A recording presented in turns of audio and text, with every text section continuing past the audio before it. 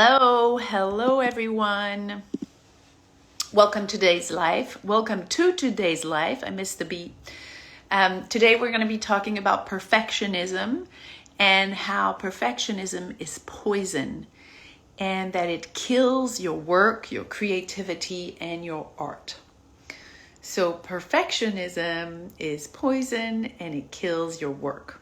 So what is perfectionism? It's that sensation when you're focusing on trying more, on kind of abandoning yourself, your sensation, your intuition, your instinct, and on trying, and then at a certain point really also obsessing about being better than what you're feeling in the moment. So if you're an actor or a singer or a dancer and you're preparing for a performance or for an audition, you might be listening to your instrument and tuning into what feels expansive to you.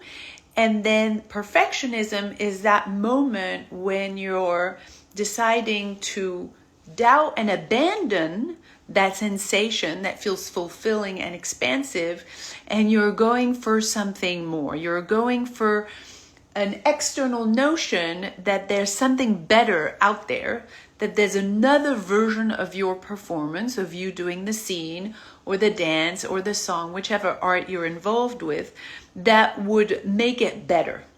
So perfectionism is like when you're reaching for, in your preparation or in your performance, as if there was like a shinier version of you, a better version of you, a more interesting version of what you're authentically feeling. So you're abandoning the authenticness that you're feeling. Authenticness, I have no idea if that's a word, but you're abandoning the authenticity and the truth and the uniqueness of your interpretation of this character, this scene, this song, this dance, and instead you're going for what you're thinking will look better, will be preferred, will be shinier, will please more the audience or the casting director. So you're abandoning truth and instead going for something that will be more pleasing. So perfectionism is also when you're trying to be liked in your performance. So you've abandoned the truth, the authenticity, the freedom of what you were feeling, the uniqueness of what you were feeling, to go for something, perfectionism, that will push away failing. So it's like as if there was a belief that there is one version of this scene that I could do, or of this dance, or of this song, that will avoid any failure, that will avoid any mistake, that will avoid that I will be perceived as bad or as wrong. And therefore, if I strive for perfection, whatever that means, and we'll look at that later, then I have put distance with the possibility of failing. So perfection is the idea that there is a thing that I could do that will satisfy others, the casting director, the selectors, the audience, that is 100% guaranteed that I won't fail, that I won't hurt myself, that I won't be wrong, that I won't be bad, that I won't be liked. And so it's like as if there was a thing that you're looking for that exists, a perfection that exists, that if you're able to tap into that perfection, you will be irreproachable. You will be safe. So your whole little instrument, your whole preparation is going for perfection. One, because there's a belief that there is a version that's better than what you have going on instinctively and authentically. And two, because you think that if you touch on that perfection, that other version, that better version of you, of your performance, you will be protected from failing, from being humiliated, from being wrong, from being bad, from being rejected, from not being liked. So there's something out there that if I am able to get to that perfection, I will be protected from pain. There's something that I'm doing to find safety outside of myself. And so the problem with striving for perfection, looking for perfection, especially in an artistic discipline where it's all about really putting your juice, your nectar, your essence in the work that you're producing, is that there is no fulfillment. When you're really hunting for perfection or working towards perfection, I still want to say this because perfection doesn't exist, but if you have this ideal of perfection and if you're going for it, there's really no fulfillment for you. There's no satisfaction because you've had to abandon yourself. You've had to abandon your truth, your intuition, your instinct, your freedom, your take on things is denied and neglected, and instead you're putting on a mask that you're thinking is going to be perceived as better than you. And therefore there's no art, because art is what happens inevitably when you've taken away all of those things that are not you. And then you're present. The art is happening in that moment. So if you've abandoned yourself looking for the ideal or the perfection, inevitably you can't fulfill yourself because you're not in there in the moment. You're not present. There's no art. Therefore, there is no result. There's no creation. There is no creation. There is no booking possible because you're not there. And I'm going to say that again. Actually, there is booking possible. You might book a couple things here or there by accident, by synchronicity, but you're not going to book sustainably in a consistent way, in a way that's fulfilling to you, to the character, or to the audience. Because you are not in the scene, in the song, in the dance, if that's your art. Because you have instead abandoned that and grabbed onto the idea that there is a better version than you. So if you've been caught in that loop of, okay, I'm not getting any results, so I need to get better and better, I need to get perfect. When I'll get perfect, then inevitably I will please everybody and I won't make mistakes, so I won't feel bad and wrong and unworthy. If you've been caught up in that cycle of perfection, you've probably found yourself in more and more classes, reading more and more books, looking at more and more big actor profiles on Instagram or whichever social media you like, to try and find the secret. What is the secret that others have that makes them perfect, that I don't have, right? So you've been spending time trying to learn from external authorities, whether it's a book, a guru, a coach, an acting teacher, another actor. You've kind of outsourced that to someone outside of you. And so the reason that it doesn't work is because what's really, really happening is that you are always perfect. You are born perfect and you will die perfect. And there's no such thing as being imperfect. And I know in the culture, on social media, you'll very often hear people say, you just got to accept that you're not perfect. We're imperfect and that's fine. I'm going to push back on that and say, no, you're perfectly human. And human comes with some stuff that is expansive and fun, some stuff that is a little stickier and contracting and maybe less comfortable. That's the human experience. So you're perfectly human. You're beautifully fucked up. It means you're light and dark, expansion and contraction, super present and terrified. You're all of those things together. And that is what defines you as a human being. And that is what is necessary for you to embody and defend another human being inside of a story, so that we, the audience, can look at your work, being that character, and we can be touched. Why? Because you're being human. Perfectly, beautifully messed up. So you're everything and its opposite at the same time.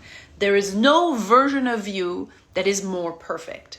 So if that is true, why did you get stuck into believing that you're not perfect and that you should strive for perfection and learn? Well, very simply because you've been conditioned. So it's not your fault. You were born in a world where you have been told to feel a certain way, to not feel sad, take this pacifier in your mouth, to not get angry because you don't get angry at adults or you get punished, to not be too happy because that makes too much noise and you're bothering anyone, to not be sad because that's ridiculous, to not be scared because don't worry, you're fine. So you've been trained to not feel. Your own feelings have been taken away from you. You have been trained to not move. You've been asked to sit down, behave, be at the table, go to the bathroom when you're told to go to the bathroom, sit at your classroom desk and not move, follow the line. Really, you've been asked to behave, think, and feel as society wanted you to feel and not as you were specifically feeling. So what's happening is that I'm just interrupted, so I'm sorry. I didn't know that someone was coming in today. So what's happening is that the idea of perfection is delusional. The idea of perfection is something that has been invented in the culture as if there was something to strive for that was better than what you have already now. So you're born completely perfect, free, authentic, yourself as a baby. You're connected to the nature, to the plants, to everything that is. You're trusting, loving, feeling, moving. You have all this capacity. And then you go to school. And then you're educated. And therefore you're being told in that moment, hey, repress everything you're feeling and moving and feeling and thinking.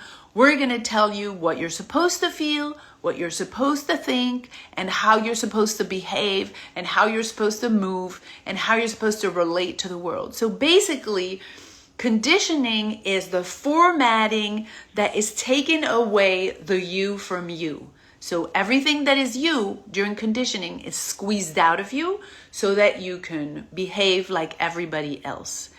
And from that place, you're being told, okay, there is this perfect thing that you now need to reach. So we're going to take away all of your ingredients, everything that makes you human. And from here, we're going to tell you how you must be and now try to race through that and compete to get to that place. So it's a very competitive thing, perfectionism. So inevitably, as you can see, it's a formula that doesn't work because you're born perfect and we're taking everything that makes you perfect. And then we say, hey, there's another perfect. It's right here. It's not what you have. It's right here. You need to think this way, feel this way, behave this way, move this way, eat this way. Now get there and you're here. And we've taken away everything that makes you you. Your feelings, your movement, your trust, your curiosity. Now try to get there, which is impossible and unattainable because this perfection idea doesn't even exist.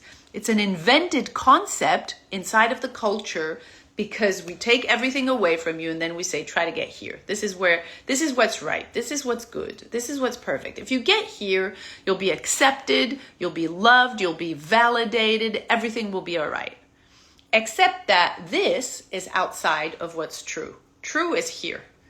You're going to need to be this, to restore this in order to find your satisfaction, your fulfillment, your well-being, your ease. And yes, it is perfect. It's perfectly messed up. It's perfectly beautiful. It's perfectly human. So when you're trying to get to perfection, which is this, you realize how this is poisonous, right? Because every time you try to reach here, you're abandoning this. And what art is, whether you're painting, drawing, singing, dancing, and acting, is really about how much can you express this? How much can you experience this and express it fully? So that it's so human that people who are watching it are inevitably opened up and moved by it because you're reminding them of the experience of truth and humanity. So inevitably, because you're far from this, every time that you're going to try and move towards that fake, invented, delusional, made up concept of perfection, it's poison because you're abandoning this place. So yes, perfection will kill your work. It will kill your creativity because it's a fake premise that there is another version of you, a better version of you, a supposed to be right version of you that's not who you are. But then the formula doesn't work, right? Because art cannot happen without you, with your feelings, your sensations, your thoughts, your movements, your behavior. We need your DNA. We need you to experience and express what makes you you. What source, what the divine, what God, what nature built in you is unique. No one in the world and through time will ever be you. So this is what needs to be expressed for you to experience yourself, for you to like yourself, for you to embody another human being, for you to defend them, for you to touch the audience, for you to make art, for you to create, to actually create, to make some life. You need this, right? So I hope this is very clear for you. If you don't have this and you're striving for this fake, made up, plastic, conditioned, in the matrix system, patriarchal idea of perfectionism, you've abandoned the only thing that gives you your life, that gives you your experience, that gives you your full expression, and that creates anything. This is poison. This is your truth. This is where the art is. This is fulfillment.